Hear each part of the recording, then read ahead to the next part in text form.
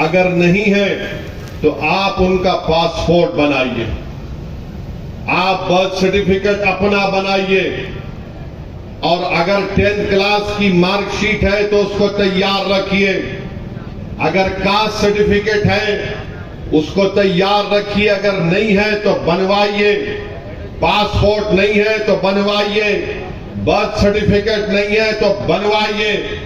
अगर कोई retired pensioner है तो जो पेंशन का ऑर्डर मिलता है उसको उठाकर रखिए। अगर आपको 2 BHK का सर्टिफिकेट मिलता है कि आपको 2 BHK दिया गया, उसको उठाकर हिफाजत से रखिए। अगर जमीन गवर्नमेंट ने आपको अलॉट की तो उसको उठाकर रखिए। अगर आप गवर्नमेंट के मुलाजिम हैं या थे, उसका आईडी कार्ड उठाकर रखिए, क्योंकि याद रखिए मेरी इस बात को कि अब जब इंटेंसिव रिवीजन हो रहा है तो इलेक्शन कमीशन ने जो हिदायतें BLOs को दी है बिहार में, उसमें यह कहा गया कि अगर इलियास साहब के घर पर कोई 3 मरतबा BLO चला जाएगा और 3 मरतबा किसी जायज वजह से इलियास साहब अपने घर पर मुकीम नहीं होंगे तो BLO उसकी इत्तला ERO को और AERO को देगा, और ये AERO और ERO को इख्तियार हासिल है कि वो 1955 के सिटीजनशिप एक्ट के तहत उन तमाम ओहदेदारों को इत्तला देना कि इलियास साहब शायद भारत के नागरिक नहीं है, तो ये सिटीजनशिप का मसला पैदा हो जाएगा। तेलंगाना में भी इंटेंसिव रिवीजन होगा, बल्कि पूरे मुल्क में होगा। मैं आज यहां बोधन की सरजमीन से खड़े होकर उन तमाम भारत के गरीबों को कह रहा हूं, उन दलितों को, आदिवासियों को और मुसलमानों को कह रहा हूं कि आपको नंबर 1 अपना बर्थ सर्टिफिकेट बनाना है।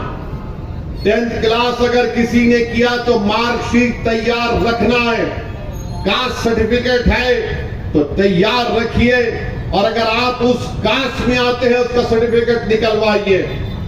आपके पास अगर गवर्नमेंट की स्कीम का दिया हुआ 2 BHK का सर्टिफिकेट है तो उसको उठाकर रखिए।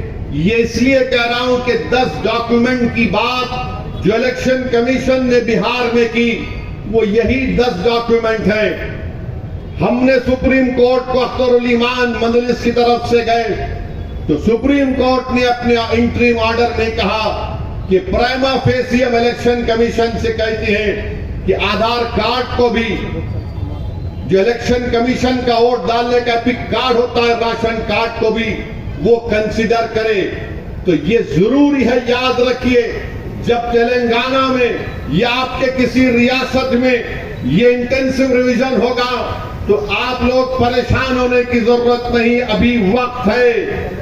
पासपोर्ट बना सकते, दबा के पासपोर्ट बनाओ। बर्थ सर्टिफिकेट नहीं है तो बर्थ सर्टिफिकेट बनाओ।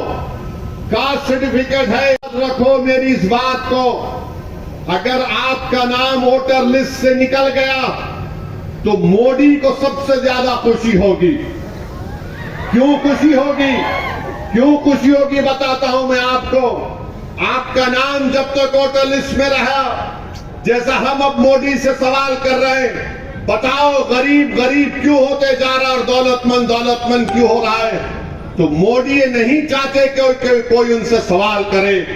अगर नौजवानों तुम्हारा नाम वोटर लिस्ट से निकल गया तो तुमको इख्तियार हासिल नहीं होगा भारत के प्रधानमंत्री से पूछने के लिए कि क्यों बेरोजगारी मेरा मुकद्दर बन गया। और जिस तरीके से बार बार ये कहा जा रहा है कि फुला इलाके में बांग्लादेशी है, फुला इलाके में रोहिंग्या म्यांमार के लोग हैं, फुला इलाकों में नेपाली लोग आके बस गए, ये सब तैयारियां की जा रही हैं। मैं आपको जिम्मेदारी से बाखबर कर रहा हूं। ये जज्बात में लाने के लिए, ये डराने के लिए नहीं कह रहा हूं। ऑन रिकॉर्ड कह दिया गया कि पूरे भारत में इंटेंसिव रिवीजन होगा, और तेलंगाना में जो लास्ट इंटेंसिव रिवीजन हुआ था, मेरे ख्याल से अगर मेरा हाफिजा सही है तो 2007 में या फिर 2002 में हुआ था। मगर ये चीज की तैयारी करके रखिए। मैं भी रशादी साहब से बात कर रहा था कि हमको अनकरीब में तेलंगाना में एक हमारे सदर साहब की मौजूदगी में उनकी क़यादत में एक मीटिंग करके हम तमाम तंजीमों के जिम्मेदारों को बुलाकर हम उनसे अपील करें, बल्कि हर जुमे के खुतबे से पहले जो लोग मस्जिदों में वास करते